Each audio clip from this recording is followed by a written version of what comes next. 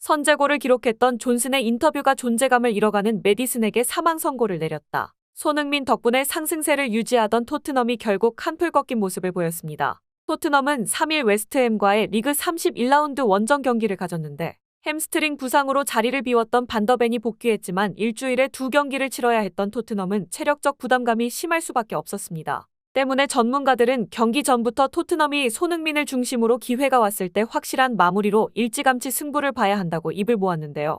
실제로 토트넘은 경기 시작 5분 만에 선제골을 기록하며 유리한 고지를 밟을 수 있었습니다. 측면에서 날아온 베르너의 크로스를 존슨이 깔끔하게 마무리했던 건데요. 다만 전문가들은 골을 만들어낸 존슨과 베르너보다 손흥민의 움직임을 주목했는데 직전 경기와 마찬가지로 이번에도 토트넘의 공격은 손흥민과 존슨 그리고 베르너의 삼각편대가 핵심이다. 직전 루턴타운전에서도 베르너의 측면 크로스와 존슨의 연계 그리고 손흥민의 마무리가 돋보였는데 이번에도 베르너와 손흥민 존슨의 연계가 선제골을 만들어냈다. 특히 수비진의 시선을 잡아끈 손흥민의 움직임이 존슨을 향한 견제를 그만큼 느슨하게 만들었는데 웨스트햄의 데이비드 모예스 감독 입장에선 대비할 수 없는 사고가 발생한 셈이다. 루턴타운의 롭 에드워즈 감독처럼 손흥민을 혼자 놔두면 어차피 실점을 피할 수 없기 때문이다. 최근 토트넘의 득점 패턴을 보면 계속해서 원톱 손흥민의 움직임이 찬스를 만들어내고 있는데 측면에서 크로스가 올라오는 순간 손흥민은 한 계단 낮은 위치를 잡고 수비수들을 끌어들인다. 만약 수비수들이 따라오지 않으면 손흥민에게 슈팅 찬스를 내줘야 하고 수비수들이 달라붙으면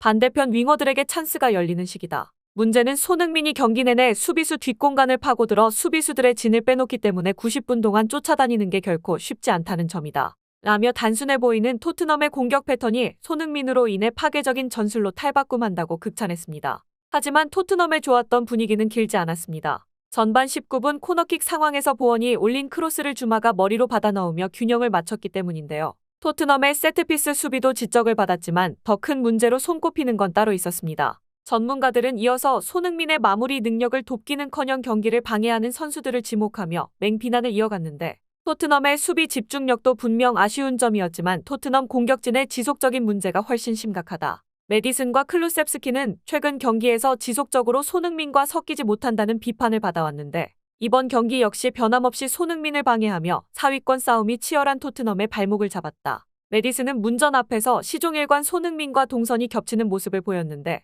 손흥민을 손으로 밀어내는 메디슨의 모습은 결국 다른 동료 선수의 화를 불러왔다. 선제골을 성공시켰던 존슨이 메디슨을 향해 불만을 표출하는 모습이 카메라에 잡히기도 했으며 이를 지켜보던 포스테코글루 감독은 곧바로 메디슨을 벤치로 불러들이는 선택을 했다. 또한 클루셉스키 역시 토트넘의 역습 찬스를 번번이 무산시키며 토트넘의 사기를 꺾었고 직전 경기에서 손흥민을 향한 어이없는 패스로 팬들로부터 많은 비판을 받았던 그는 이번에도 손흥민을 향해 황당한 패스 정확도를 자랑하며 팬들을 분노하게 만들었다. 라며 메디슨과 클루셉스키가 토트넘 공격진의 맥을 끊었다고 비판했습니다. 이에 팬들은 이 정도면 클루셉스키가 승부 조작에 연루됐다고 봐도 될 것 같다. 80분에 교체된 선수가 손흥민보다 패스 정확도가 낮은 게 말이 되냐. 크로스와 역습 상황 등 클루셉스키가 공을 잡을 때마다 웨스트햄 팬들이 박수를 쳐주더라. 메디슨은 부주장직을 박탈해야 한다. 로메로 외에 부주장이 더 필요하다면 메디슨 대신 차라리 골키퍼 비카리오에게 맡기는 게 훨씬 믿음직스러울 것이다. 등의 반응을 보였습니다.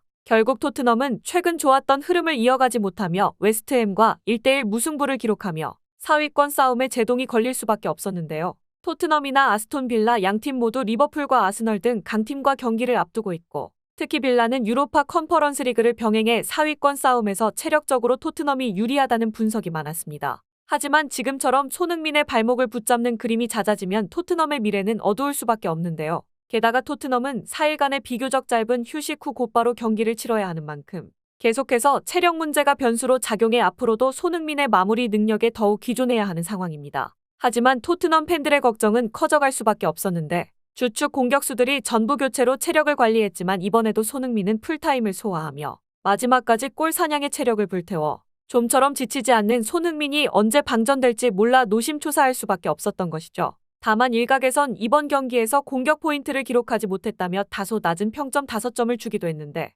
영국 풋볼 런던은 두 차례 슈팅과 키패스 3회로 공격에서 활로를 뚫기 위해 노력했지만 결실을 맺지 못했다. 지난달 4경기에서 3골 2도움으로 맹활약했던 손흥민의 기세가 한풀 꺾였다. 다른 선수들보다 많은 3차례 키패스를 기록했지만 골을 만들어낼 수는 없었다. 라며 토트넘의 해결사가 제 역할을 못하면 승리하기 어렵다는 냉정한 평가를 내렸습니다. 사실상 손흥민 의존도가 높다며 나머지 선수들을 비판한 것과 마찬가지인데요. 실제로 대부분의 매체들은 오히려 손흥민을 향한 긍정적 평가를 내놨습니다. 영국 BBC는 손흥민을 2주의 팀 왼쪽 공격수로 선정하면서 그가 없었으면 토트넘은 진작 침몰했을 것이다. 토트넘뿐 아니라 전 유럽에서 손흥민처럼 꾸준하게 활약하는 선수는 드물다. 솔직히 다른 선수들은 반짝인다 싶은 순간 이브리그 선수처럼 변해 제대로 평가하기도 힘들다. 21세기에 400경기 이상 뛴 선수는 위고 요리스와 해리 케인뿐이며 만약 손흥민이 올 여름 토트넘과 계약을 연장하게 된다면 구단에서 가장 많은 경기를 소화한 선수가 될 가능성이 높다. 한 번도 하락세를 보인 적이 없는 손흥민이 오랜 시간 경기를 뛰게 된다는 말은 토트넘이 그만큼 높은 순위를 유지하게 된다는 뜻이다. 라고 설명했습니다. 또한 토트넘에서 손흥민을 향한 의존도가 높다는 사실은 함께 뛰는 선수들이 가장 잘 알았는데요. 특히 이번 경기에서 골을 기록했던 존스는 거듭 불협화음을 만들어내는 동료들을 향해 쓴소리를 남겨 화제를 모으기도 했습니다. 그는 토크스포츠와의 인터뷰를 통해 소니는 토트넘의 희망이나 마찬가지다. 이러한 사실은 모두가 알고 있다. 하지만 직접 경기를 본 사람이라면 이악 물고 끝까지 모른 척하는 선수들을 찾을 수 있을 것이다. 팀이 앞으로 나아가려면 우리의 강점에 집중하고 상대의 약점을 파고들어야 한다. 솔직히 우리는 소니에게 패스만 잘해도 승점을 쌓을 수 있다는 뜻이다. 라며 답답함을 호소했습니다. 사실상 메디슨과 클루셉스키를 가리켜 패스에 집중하라는 쓴소리를 남긴 건데요. 이에 현지 매체들은 존슨의 주장에 공감하며 손흥민을 향한 칭찬을 이어갔는데 영국 HITC는 손흥민은 환상적인 선수다. 아마 모두가 같은 생각을 하고 있을 것이다.